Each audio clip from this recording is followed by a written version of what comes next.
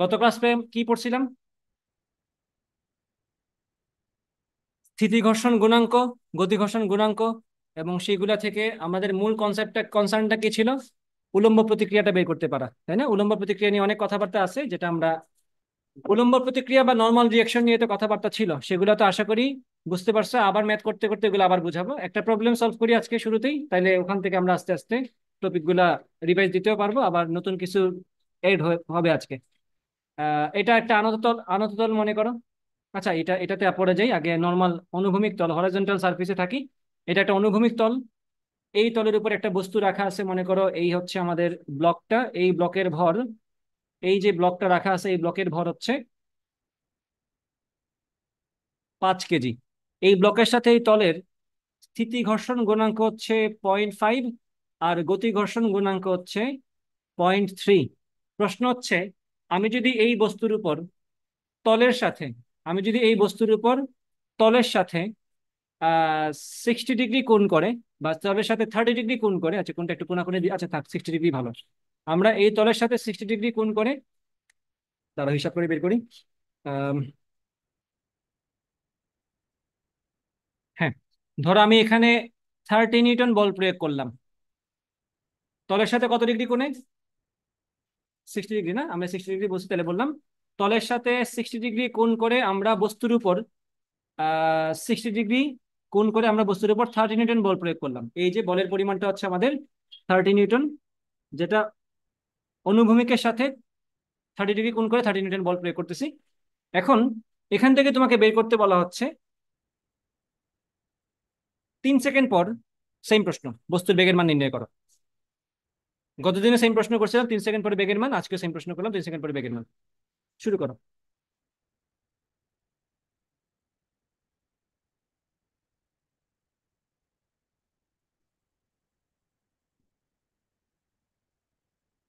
এই যে প্রশ্ন, এদিকে খেয়াল করো। 3 সেকেন্ড পর 3 সেকেন্ড পর বস্তুর বেগের মান ভি সমান কত বের করবা?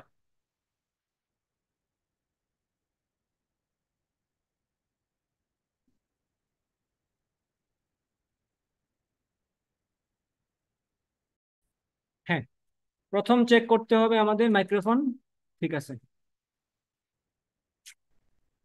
প্রথমে আমরা দেখব আমাদের প্রযুক্ত বলটা, যেটা তল বরাবর। আমরা প্রথমে দেখতে হবে আমাদের এই প্রযুক্ত টানের কারণে বস্তুটাকে উপরের দিকে উঠা শুরু করবে কিনা, এটা প্রথম চেক। অনেকভাবেই তোমাকে তোমাকে স্যার বাঁশ দেওয়ার জন্য অস্ত্র রেডি রাখতে পারে। তার মধ্যে একটা হচ্ছে, এই টান এত বেশি হতে পারে যে এটার ঊর্ধ্বমুখী উপাংশটা ওজন থেকে বেশি, তাহলে তার ঘর্ষণের ব্যাপারটা আসবে না। কি বলছি বুঝতে পারছো কিনা, সেটাও কিন্তু স্যার দিয়ে দিতে পারে। আচ্ছা, তাহলে আমরা প্রথমে দেখবো ঊর্ধ্বমুখী উপাংশটা কত। খেয়াল করো, 30 নিউটন না? তার ঊর্ধ্বমুখী উপাংশটা কত? 30 sin 30। সেটার পরিমাণটা কত? 15 নিউটন। 30 sin 30 sin 30 মানে হাফ, 15। আর ওজনটা কত? 5×10 50। তাহলে ঊর্ধ্বমুখী উপাংশটা ওজন থেকে কম, তাহলে উপরে ওঠার ঝামেলা নাই। তাহলে বস্তুটা আমাদের তল বরাবরই চলবে। এখন দেখতে হবে আমাদের এখন প্রযুক্ত বলের এই তল বরাবর উপাংশের পরিমাণটা কত। সেটাকে 30 cos 30, না? সেটা যদি 30 cos 30 হয়, তাহলে এই যে পরিমাণটা আমার প্রযুক্ত বলের এক্স অক্ষ বরাবর যে উপাংশ বা অনুভূমিক বরাবর যে উপাংশটা, সেটা পরিমাণটা কত হবে? এই যে এটা 30 cos 30, মানে 15√3। এই পরিমাণটা আমি বললাম আমার প্রযুক্ত বল হচ্ছে 15√3। লিখে দাও এটা। প্রযুক্ত বল এফ হচ্ছে 15√3 নিউটন। ঠিক আছে, এটা তো ঠিক আছে। তাহলে এই তল বরাবর আমার প্রযুক্ত বল হচ্ছে 15√3 নিউটন। এখন আমাদের দেখতে হবে ঘর্ষণ বলের মানটা কত আসে, স্থিতি ঘর্ষণটা কত, সেটা আমাদের আগে দেখতে হবে। আমার প্রযুক্ত বল যদি শুরুতেই স্থিতি ঘর্ষণ থেকে বেশি হয়, তাহলে সে শুরুতেই কিসে চলে যাবে? গতি ঘর্ষণে চলে যাবে। গতি ঘর্ষণ গুণাঙ্ক নিয়ে তখন কাজ করতে হবে। আর যদি দেখা যায় আমার প্রযুক্ত বলটা স্থিতি ঘর্ষণ বলের সমান অথবা কম, তাহলে বস্তুতে গতিশীলই হবে না, তাহলে তো বেগের প্রশ্নই ওঠে না। ঠিক আছে, আমি চেক করে দেখবো আমার প্রযুক্ত বলের এই যে পরিমাণটা, সেটার সাথে স্থিতি ঘর্ষণের ম্যাক্সিমাম মানের সম্পর্কটা কিরকম। স্থিতি ঘর্ষণের সীমান্তিক মান এফ এস সমান মিউ এস ইন্টু আর, না? গত ক্লাসে পড়ছিলাম আমরা এটা মিউ এস ইন্টু আর। মিউ এসটা কত? 0.5, বসাও এখানে 0.5। আরটা কত? উলম্ব প্রতিক্রিয়া। উলম্ব প্রতিক্রিয়া এখানে কত হবে? ওজনটা হচ্ছে mg নিচের দিকে, আর ঊর্ধ্বমুখী যে উপাংশ আমার প্রযুক্ত বলে সেটা কি? 30 sin 30, না? তাহলে আমার ওজন থেকে 30 sin 30 বাদ গিয়ে যা থাকে তা হচ্ছে উলম্ব প্রতিক্রিয়া। তাহলে আমরা উলম্ব প্রতিক্রিয়া কত পাচ্ছি? এটা হবে, ওজন হচ্ছে 50, বা আমি একটু ইংলিশে লিখি এটা, mg - f sin θ। এইভাবে লিখলে তোমরা সূত্রটা মনে করতে পারবা। আমরা উলম্ব প্রতিক্রিয়া সূত্র কিন্তু মূলত এটা ছিল, যেটা আমরা ক্লাসে করছিলাম। তো mg কত আমাদের? 50 মাইনাস প্রযুক্ত বল 30 আর সাইন 30 মিলে হবে হাফ। তাহলে ওভারঅল আমরা পাচ্ছি এখানে 50 থেকে 15 গেলে কত হয়? 35। তার মানে উলম্ব প্রতিক্রিয়া হচ্ছে 35 নিউটন। তাহলে এখানে আমি বসাবো 35। 35-এর অর্ধেক কত? 17.5 নাকি? তাহলে আমরা বলবো এখানে 17.5 নিউটন। এটা হচ্ছে আমাদের স্থিতি ঘর্ষণের সীমান্তিক মান, অর্থাৎ আমাকে ম্যাক্সিমাম 17.5 নিউটনের থেকে সামান্য হলেও বেশি দেওয়া লাগবে যাতে করে বস্তুটা গতিশীল হয়। মানে আমার প্রযুক্ত বলটা তল বরাবর কতটুকু? 15√3 সমান কত আসে? তাহলে 15√3 মানটা কত আসে? 25.98। তাহলে আমার প্রযুক্ত বলটা হচ্ছে মূলত, আমি বলতে পারি এখানে এই বলটা হচ্ছে 25.98, যেটা অবশ্যই স্থিতি ঘর্ষণের সীমান্তিক মানের থেকে বেশি। সুতরাং নিশ্চিতভাবে আমাদের বস্তুটা গতিশীল হবে। আর গতিশীল হয়ে যাওয়া মাত্রই আমরা গতি ঘর্ষণ নিয়ে কাজ করবো। এখন আমাদের বের করতে হবে গতি ঘর্ষণের মানটা কত সেটা। তো গতি ঘর্ষণের গুণাঙ্ক তো পেয়ে গেছি, দেয়াই আছে প্রশ্ন। তাহলে এখান থেকে আমরা বলতে পারবো, আমি এভাবে বলবো, যেহেতু আমার প্রযুক্ত বল তল বরাবর হিসাব না আমাদের, তাহলে আমরা বলবো যেহেতু এই যে প্রযুক্ত বল 25.98, অথবা একটু স্মার্টলি যদি বলতে চাও এভাবে বলো, যেহেতু 15√3 ইজ গ্রেটার দেন এফএস, অতএব বস্তুটি গতিশীল হবে। সুতরাং এখন গতি ঘর্ষণ নিয়ে কাজ করতে হবে। অতএব বস্তুটি গতিশীল হবে, তাই গতি ঘর্ষণ নিয়ে কাজ করতে হবে। গতি ঘর্ষণ আসবে। তাহলে গতি ঘর্ষণ বলের মানটা কত? এফ কে সমান কত? মিউ কে ইন্টু আর। মিউ কে কত প্রশ্নে বলছে? 0.3। আর আর কত আমরা একটু আগে বের করছি না? 35। তাহলে এখানে 35 বলে দাও। 0.3 ইন্টু 35 কত হয়? 35 ইন্টু 0.3 কত হয়? 10.5। তাহলে 10.5 নিউটন হচ্ছে ঘর্ষণ বলের মান। এখন হিসাবটা করব আমরা। আমার প্রযুক্ত বলটা কত? প্রযুক্ত বল হচ্ছে 25.98 নিউটন। ঘর্ষণ বলটা কত তার এগেনস্টে? 10.5 নিউটন। এখন হিসাব তো সিম্পল, সামেশন অফ এফ সমান এম এ দিয়ে এখন এটা বের করো, 3 সেকেন্ড পরে বেগটা বের করো। তাহলে এখন আমরা বলবো সামেশন অফ এফ সমান এম এ। আমার প্রযুক্ত বল হচ্ছে ডান দিকে 15√3 মাইনাস বাম দিকে ঘর্ষণ বলটা অবশ্যই বাম দিকে থাকবে 10.5 সমান এম। বস্তুর ভরটা কত বলছিলাম? 5 কেজি না? হ্যাঁ, 5 কেজি। আর এখান থেকে ত্বরণটা বের হবে আমাদের। তাহলে ত্বরণটা কত আসবে একটু বলো? ত্বরণ আসবে 15√3 মাইনাস 10.5। একবারে করে ফেলি। 15√3 মাইনাস 10.5 ডিভাইডেড বাই 5। ত্বরণটা কত আসবে ওভারঅল? 3.096। আমরা এটাকে 3.1 বলতে পারি, তাইলেই চলবে। তাহলে আমরা ওভারঅল হিসাব নিকাশ করে এখানে কি পাচ্ছি? 3.1 মিটার পার সেকেন্ড স্কোয়ার যদি ত্বরণ হয়, তাহলে 3 সেকেন্ড পরে বেগের মান কত হবে? ভি সমান ইউ প্লাস এটি, মান বসাবো, আনসার পেয়ে যাবো। আমি বলবো 3 সেকেন্ড পরে বেগ হচ্ছে ভি সমান আদিবেগ তো শূন্য, এ কত 3.1 ইন্টু সময়টা কত 3, তাহলে 3 ইন্টু 3.1, বা ডিরেক্ট তুমি এখানেই 3 গুণ দিয়ে দাও। আনসার কত আসবে? 9.288। এই হচ্ছে বেগের মান 9.288। না লিখে আমি একবার 9.3 মিটার পার সেকেন্ড দিয়ে দিলাম। এই হচ্ছে আনসার। কার আনসার মিলছে?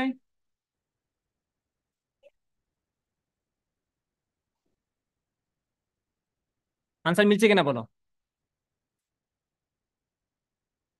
আমি কই 30? আচ্ছা, এইটা এই 30। আচ্ছা, মিললে তো ভালো। আর কারো কি মিলছে? সবাই কি বুঝতে পারছো?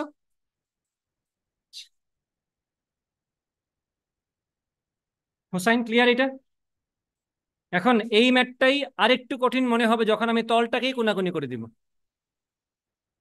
বুঝছো? এখন তো ছিল বস্তুটা অনুভূমিক তল বরাবর যাচ্ছিল, বল দিছিলাম কোনাকুনি, এখন আমি তলটাই কোনাকুনি করে দিব। তখন ম্যাথটা সেম ম্যাথই তোমাকে আবার দিব, আমি সেম প্রশ্নই করব। তখন দেখো চ্যালেঞ্জটা কেমন লাগে।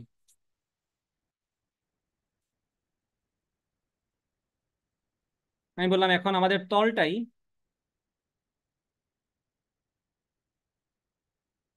30 ডিগ্রি করে আনত।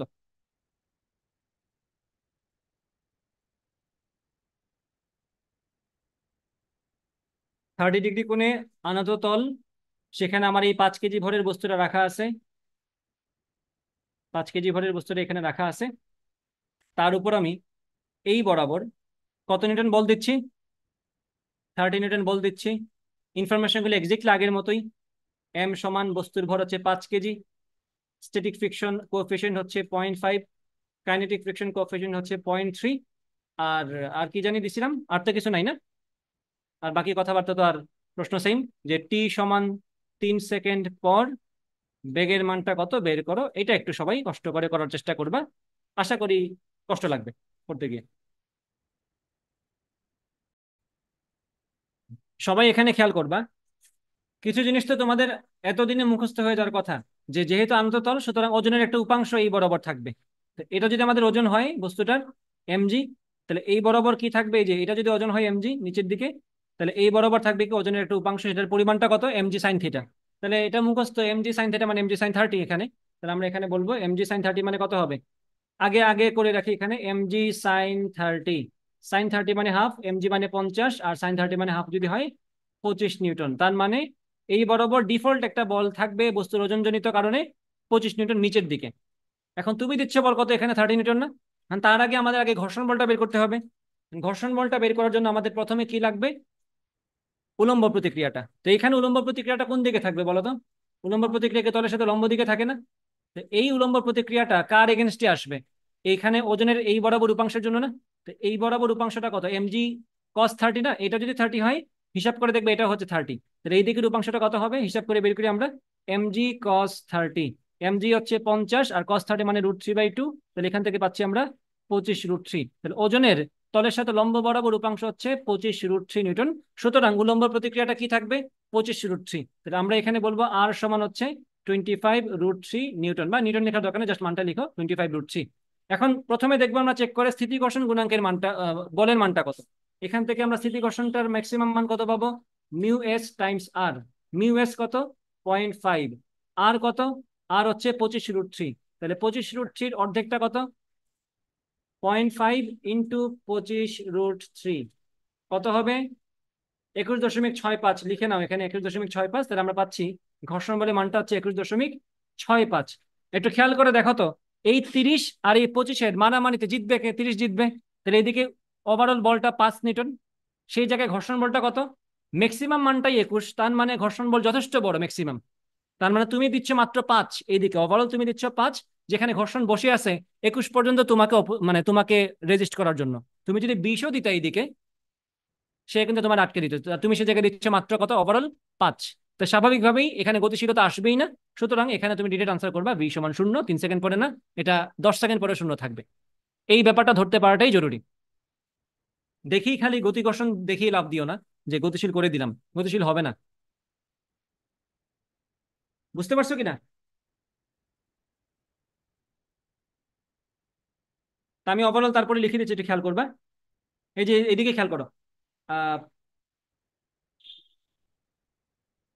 প্রযুক্ত ঊর্ধ্বমুখী বল, ঊর্ধ্বমুখী বল ও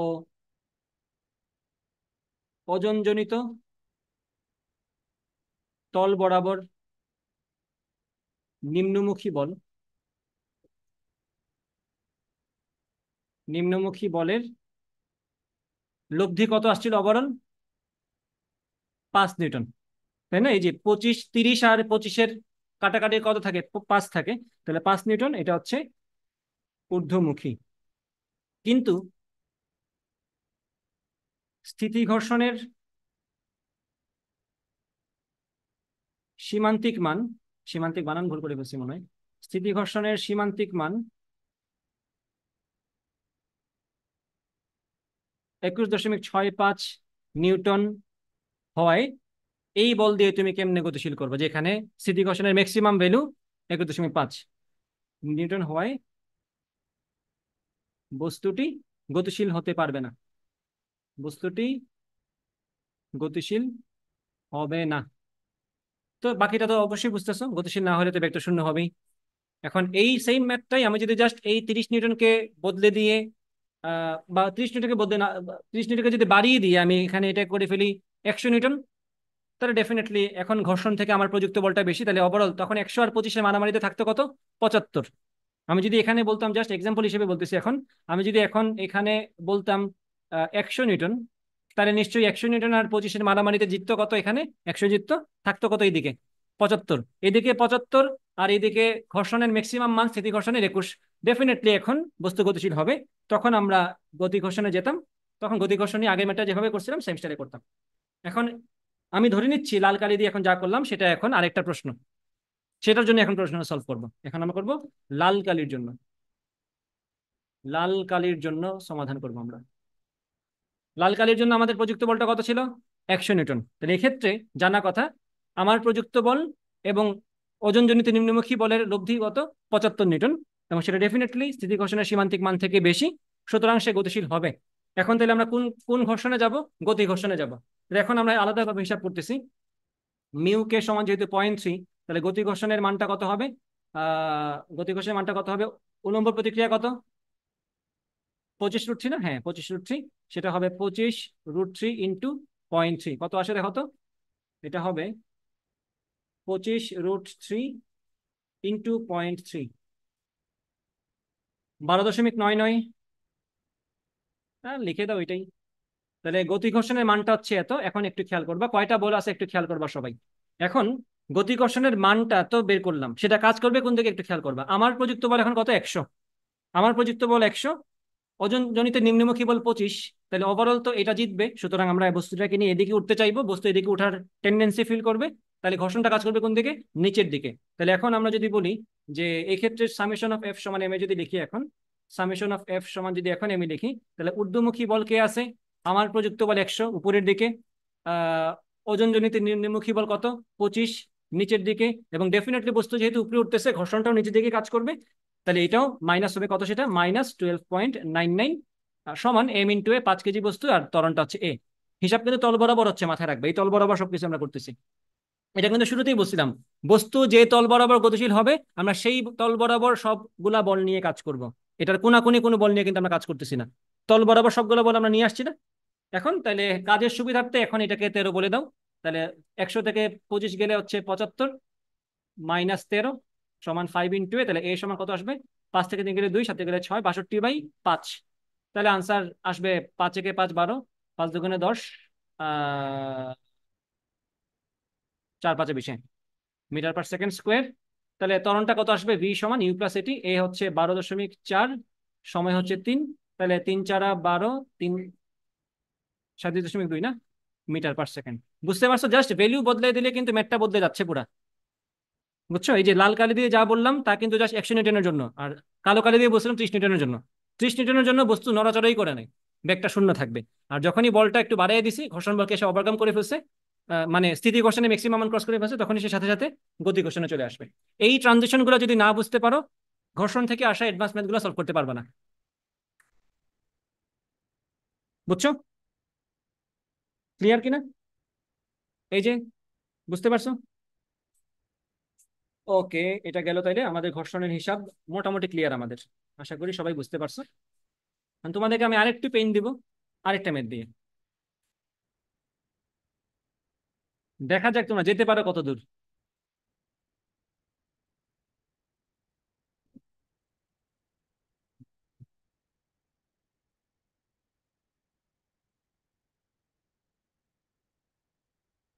এখন এখন আমরা এই তল বরাবর বল প্রয়োগ করব না, আমরা এখন তলের সাথে আবার আলাদা করে একটা 45 ডিগ্রি অ্যাঙ্গেলে বল প্রয়োগ করব।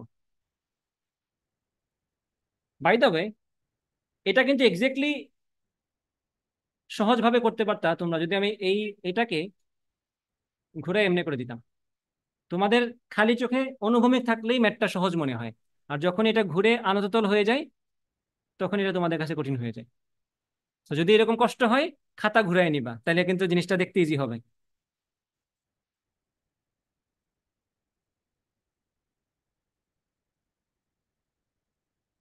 আচ্ছা, এক্ষেত্রে আমরা বল প্রয়োগ করতেছি যে আগে তো করছিলাম 30 নিউটন আহ সোজা তল বরাবর, এখন 30 নিউটনটাই আবার তলের সাথে আলাদাভাবে আমরা 45 ডিগ্রি অ্যাঙ্গেলে প্রয়োগ করতেছি। তলের সাথে 45 ডিগ্রি মাথায় রেখো, মানে এই যদি তলের ডিরেকশন হয়, তলের ডিরেকশনের সাথে আমরা 45 ডিগ্রি অ্যাঙ্গেলে এই বলটা প্রয়োগ করতেছি। সেই বলটা কত আমি আলাদা করে দিচ্ছি হিসাব করে। এটা হচ্ছে 45 ডিগ্রি, আর এটা হচ্ছে আমাদের সেই 30 ডিগ্রি। আগের হিসাব নিকাশ সেম আছে সবকিছু। বস্তুর ভর 5 কেজি, আহ স্থিতি ঘর্ষণ গুণাঙ্ক হচ্ছে 0.5, গতি ঘর্ষণ গুণাঙ্ক হচ্ছে 0.3। সেম প্রশ্ন, টি সমান 3 সেকেন্ড পর বস্তুর বেগের মান নির্ণয় করো। শুরু করো। বলের মানটা বলে দিই, দাঁড়ো। আহ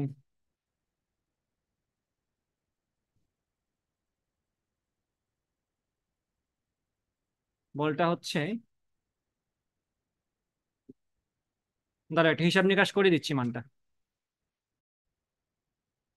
5 কেজি ভরের বস্তু 30 ডিগ্রি কোণ আনত একটা তল বরাবর গতিশীল করতে চাই আমরা, সেই জন্য তার উপর তলের সাথে 45 ডিগ্রি কোণ করে 50 নিউটনের বল প্রয়োগ করলাম। প্রশ্ন হচ্ছে 3 সেকেন্ড পর বেগের মানটা কত, বের করো।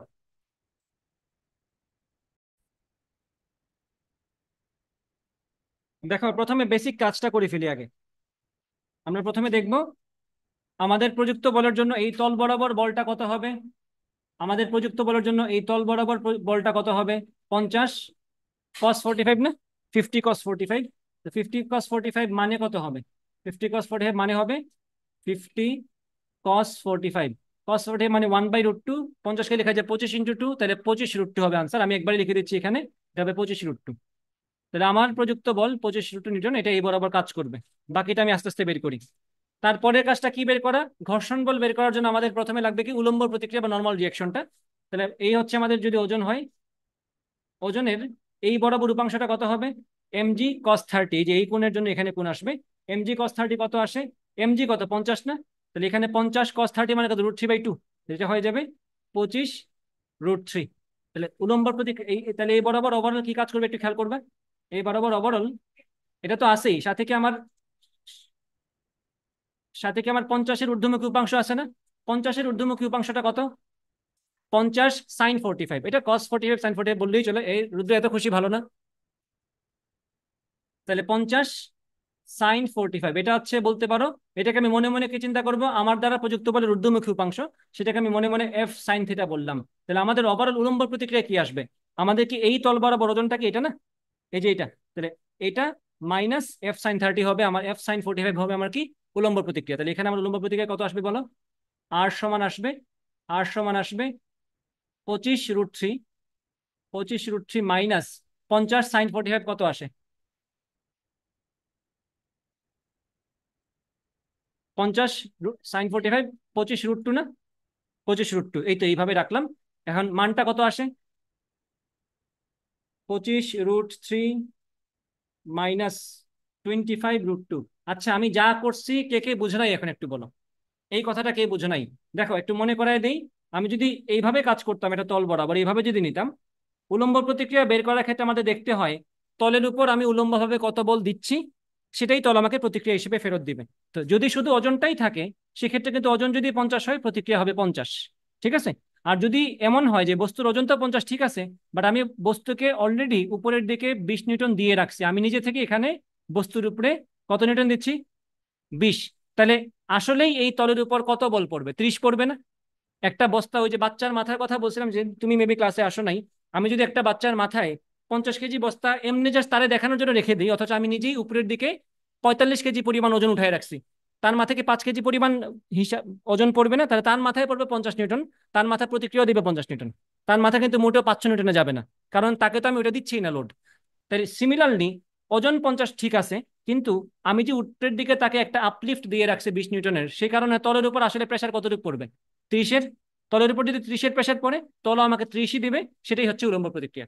তো এখানে জিনিসটা একটু মানে ঝামেলা মনে হয়, কারণ অনেকগুলো কোণ এখানে চলে আসছে। দেখো যদি এই 50 নিউটন না থাকতো, এই 50 নিউটন যদি না থাকতো, সেক্ষেত্রে আমার এই ক্ষেত্রে উলম্ব প্রতিক্রিয়া কি হইতো? তখন ওজনের তল বরাবর লম্ব দিকে নিচের দিকে কত, 25√3। তলের উপর 25√3 কাজ করতেছে, তল প্রতিক্রিয়া দিতে 25√3, ঝামেলা শেষ ছিল। এখানে তলের উপর লম্বভাবে পড়তেছে 25√3।